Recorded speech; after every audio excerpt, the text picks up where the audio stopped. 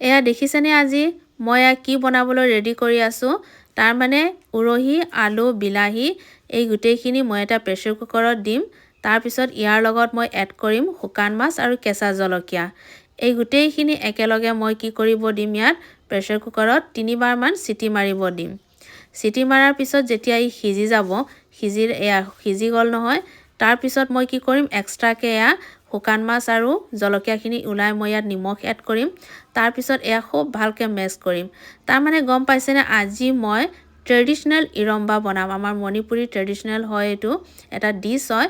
এয়া চাটনি হিচাপেও চাটনিও ক'ব পাৰি, কিন্তু আমাৰ মণিপুৰী ভাষাত এইটো ইৰম্বা বুলি কয়।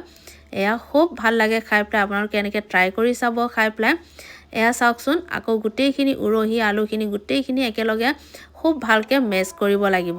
তাৰপিছত মই ইয়াত ধনিয়া পাত এড কৰিছোঁ।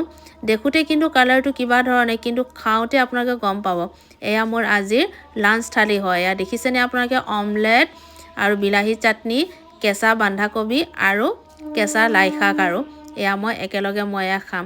ইমান যে টেষ্ট, আৰু কেতিয়াবা আপোনালোকেও খাই চাবচোন তেনেকৈ। শৰীৰৰ কাৰণে বহুত ভাল। তাৰমানে বেছি তেল খোৱাও স্বাস্থ্যৰ কাৰণে ভাল নহয়। গতিকে মই এয়া খোৱা আৰম্ভ কৰিছোঁ। বহুত টেষ্ট হৈছে। আজিলৈ ইমানেই, বাই।